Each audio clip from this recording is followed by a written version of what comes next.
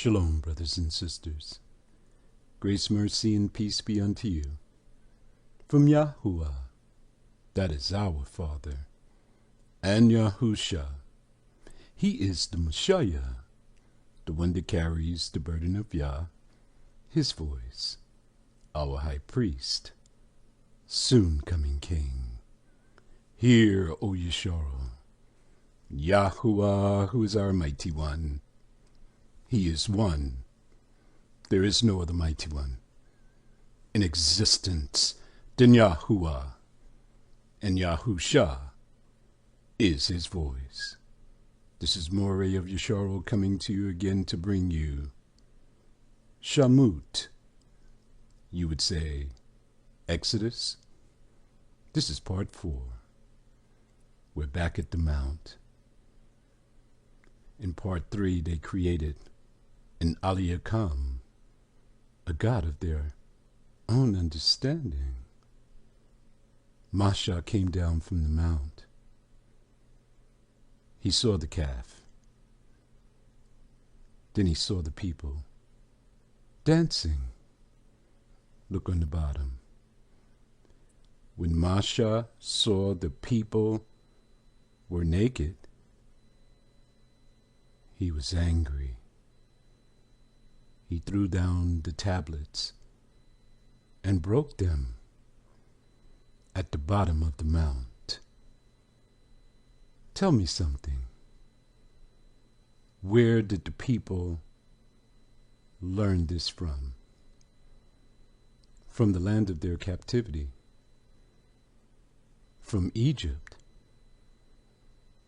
Is there any statute that the Father gave them that once you have a feast, that you take off your clothes and dance? That's an Egyptian thing. In the same manner, our brothers, the teachers of unrighteousness, have learned the ways of this captivity, this Egypt, and are bringing our people back to a God, an Aliyakam of their own understanding. Let's begin.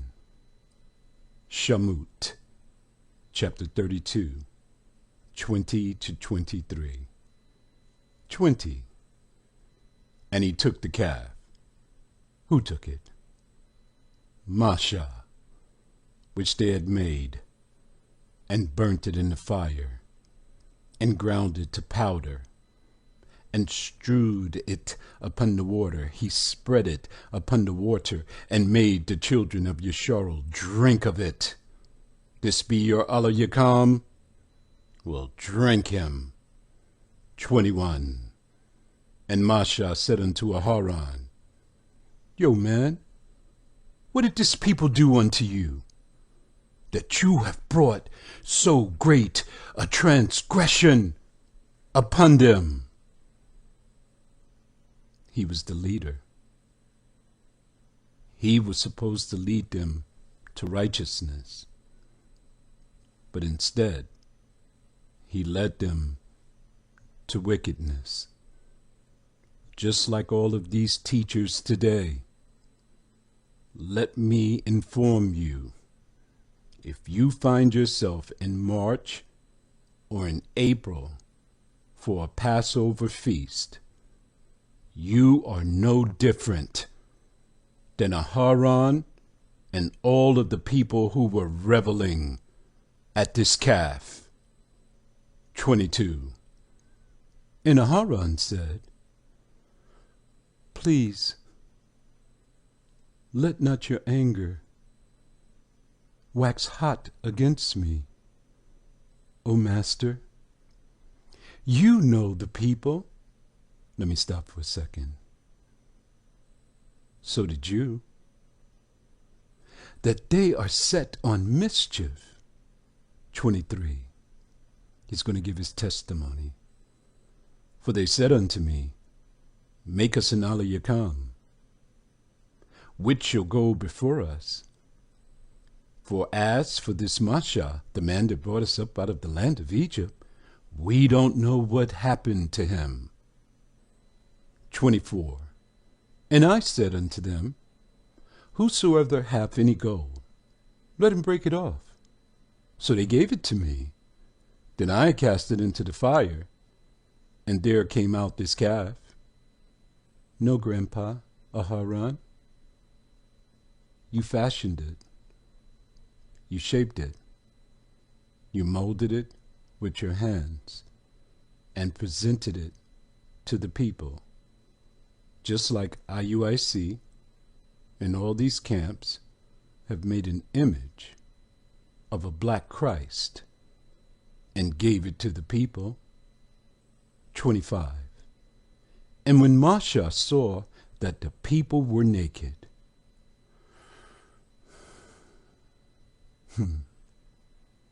26. Then Masha stood in the gate of the camp and said, Who is on Yahuwah's side? Let him come unto me. I'm bidding you today. I am standing in the gateway of the internet, asking the question, who's on Yahuwah's side? Come to me. I will lead you to the high priest. It will fall in January the 15th in the evening.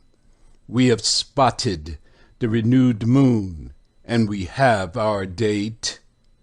On this day, the high priest is going to make an atonement for everyone who joins in Yahuwah's feast, in his Pasah and feast of unleavened bread. And all the sons of Luya gathered themselves together unto him. What about where's the rest of the tribes? The other 11. Where's Yehuda?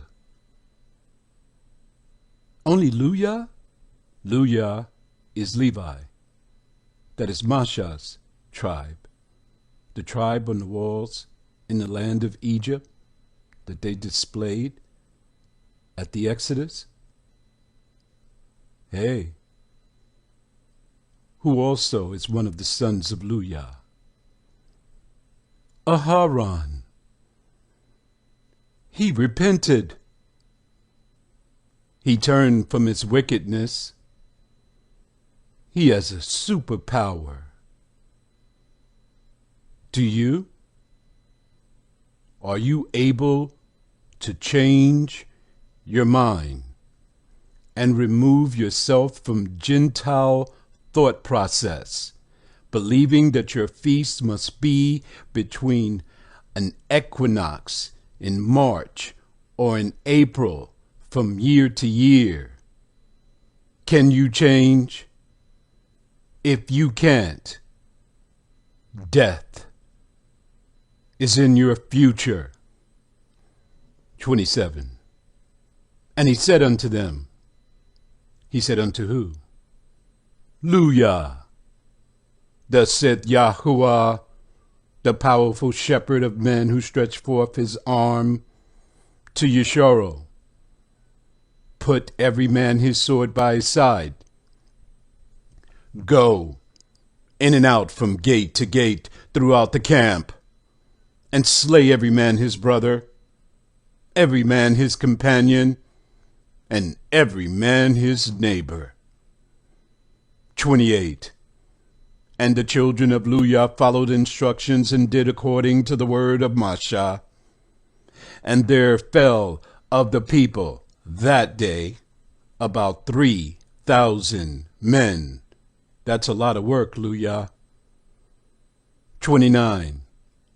For Masha had said, consecrate yourselves, set yourself apart from the world, set yourself apart from the rest of them who have transgressed against him. Today do it unto Yahuwah. Indeed, every man upon his son, upon his brother, that he may bestow upon you a blessing this day. I'm here to tell you, set yourself apart from the world. The whole world is following an equinox. Their feasts are between March and April. How did you consecrate, set yourself apart from the world if you are looking and following the same feasts that the world follows? 30. And it came to pass on the morrow that Masha said unto the people, you have transgressed a great transgression, and now I will go unto Yahuwah. Peradventure, I shall make an atonement for your transgression of the law. Listen to me. No matter what you have done in the past, you have danced, you have partied, you have reveled in the feast of Baal. But this year, change your mind, consecrate yourself unto Yahuwah. His time is going to be in January 15th in the evening, which translates to the lunar event of the 14th day in the evening, according to Asanya. The high priest, Yahusha HaMashiach, is going to make an atonement on your behalf. If you miss this event, the wages of this transgression is death. 31. And Masha returned unto Yahuwah and said, oh, this people have sinned a great sin and have made them alayakam of gold. Yahuwah heard this. He made a noise. He said, that means a lot. You were saying you didn't see it before. Now that you've seen it, you understand my wrath. 32.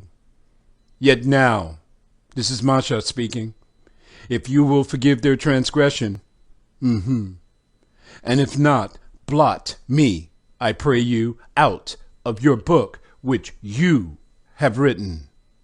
33. And Yahuwah said unto Masha, no, whosoever have transgressed against me, that person will I blot out of my book. If you continue to double down, speaking of an equinox, saying that your feasts have to be in the spring months, to follow the feast of Easter like the Gentiles, you too will be blotted out of this book. 34. Therefore, now go, Masha, lead the people unto the place which I have spoken unto you. Behold, my Malakyah, they have angel here. Malak is singular. Malakyah is plural. My malaks, my angels, my messengers shall go before you. Nevertheless, in the day when I visit, I will visit their transgression upon them. 35. And Yahuwah plagued the people because they had made the calf which Aharon had made. Our brother's gone down in history for wickedness. Your teachers will go down in history for wickedness. When we get in the kingdom, we shall recount this war that we have waged for years, trying to bring our people into reality, out of the matrix, to return to Yahuwah, to his pure way of counting the days. I want you to follow this exercise. If you have a teacher, if they're telling you that you are to follow some sundial or a solar calendar, ask them to show you where does it say that the Shamash, that's the sun, is the sign of your feast day. Ask them to show you that. They're going to take you to Jubilees chapter 2. It's going to tell you this, that the sun is the great luminary. You will use it for days, for months, for Shabbats, for seasons, for years. The sun is a projector. All of the time is stored upon the sun. The sun transfers the light to the display. The light equals time. You can see the time play out on the display, which is the moon. You are commanded to follow the moon. The moon is the sign of feast. When you go through the texts and Jubilees, you will find that they counted their days by the first new moon, the third new moon, and so on and so on. They never followed the sun. Why? If you look up in the sky, what do you see? Brightness. You can go blind. So they put a sundial on the ground. See any place in the book where he told you to put down a sundial to find his days? The moon is the display. It is the face of the watch. All of your time will show up on the face of the watch. And here these brothers today are going inside of the watch to look at the gears and how it works, and then trying to determine their own time when the time is on the display. You can see it grow. You can see it wane. You will see it go dark, and you'll see the whole thing start back over again. Continue to part 5. We're going to meet them in the wilderness. Stay woke.